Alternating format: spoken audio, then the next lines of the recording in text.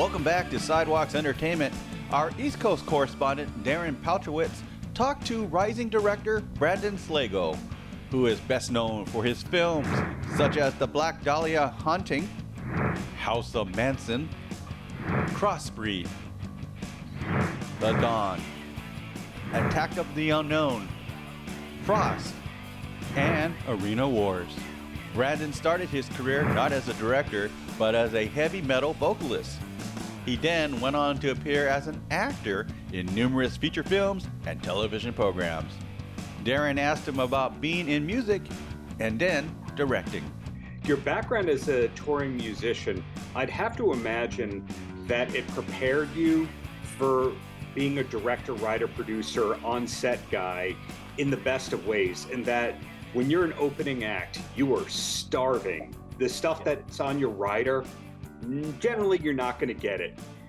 When you work your way up to the leader of the production, whatever you want, odds are they're going to accommodate you in a reasonable kind of way, and you eat better, and by better I mean more, when you're the director of the film than you do as the opening act of a rock band. I'm glad you asked that. Like, not a lot of people ask about this because it was a great time in my life many decades ago. But what's interesting is a lot of things that older, more experienced musicians at the time had taught me or tried to instill in me. I didn't really get then because I was like early mid 20s. I'm like, what does this guy know?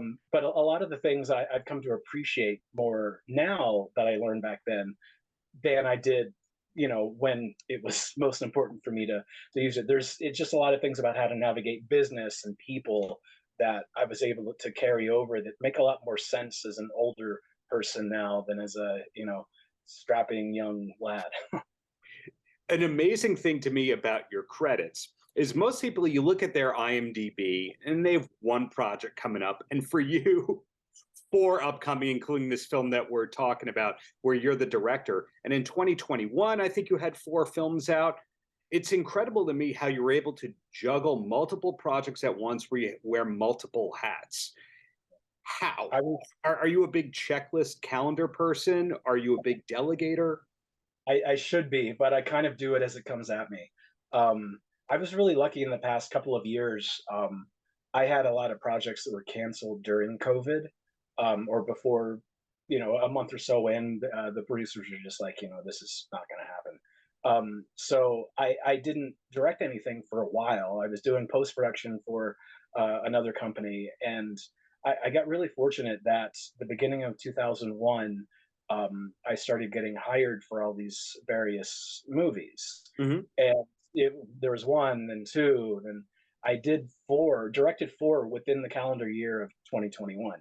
And then a couple of months ago, that was the other one in Thailand. So It's a very fortunate thing because, there's been times in the past where I do 1 a year or 1 every couple of years.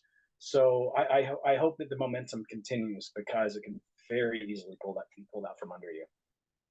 So as we talked about before, past as a frontman of a metal group, and we've also seen you on screen as an actor. Where you are now, is that what you wanted to do all along, writing, directing, and producing the films?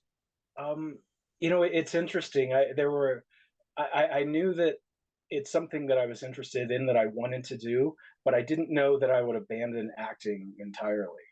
I always thought it'd be something that I, would trade off on. I think as I was doing these movies, and a lot of them were like direct-to-video B movies or like Sci-Fi Channel movies, I ended up paying more attention to what was going on behind the camera with the crew, and learning how that works. Because I didn't actually go to film school. I went to acting and writing school. And somehow other people have asked me this too. I just sort of lost the feeling for being in front of the camera and felt that I would eventually be more effective behind the camera. Obviously there's rough things in the first few movies that I did. But we hopefully learn and, learn from our mistakes and just get better and better.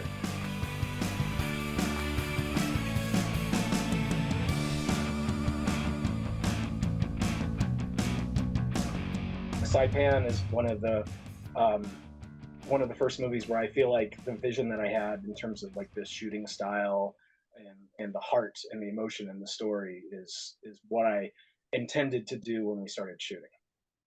The new film, did you film it entirely in Thailand? Yes. Last December, it was entirely in and or surrounding Bangkok, because obviously Bangkok doesn't really have jungles in it. Was that the first feature that you filmed out there in Thailand? Yeah, it was. I've since done another one, also with Lewis and Casper in it, called The Flood. But yeah, that was the first time I'd been out there. First time I'd actually been to Thailand. I've been all over Asia, but never there.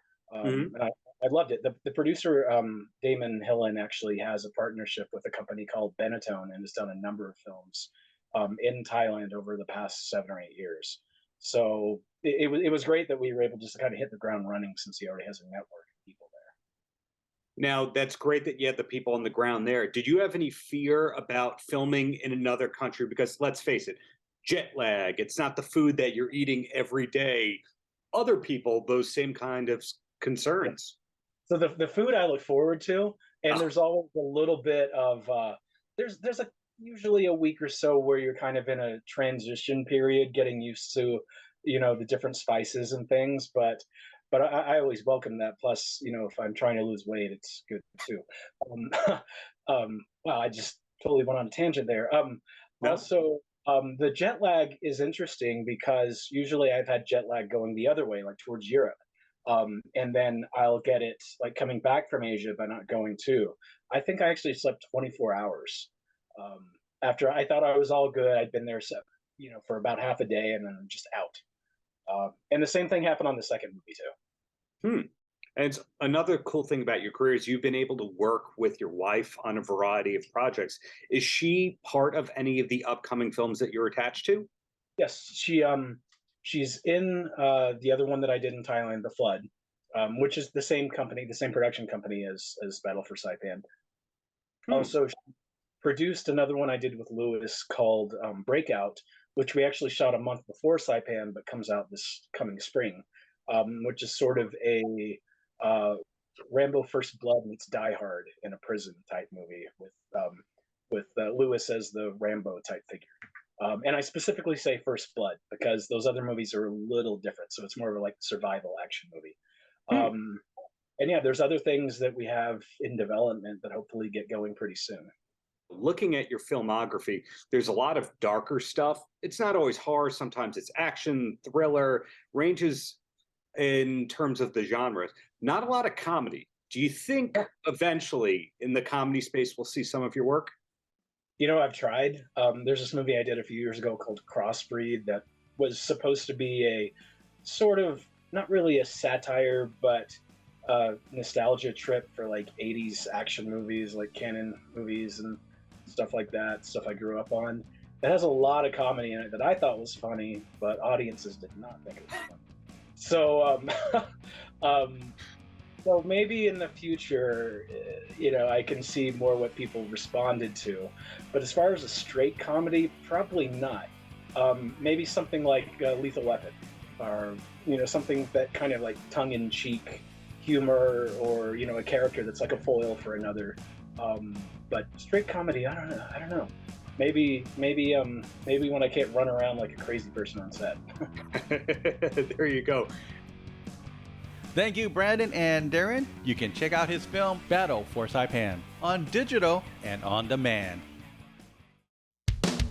For more full-length celebrity interviews, visit us at sidewalkstv.com, our YouTube channel, and don't forget to follow us on social media.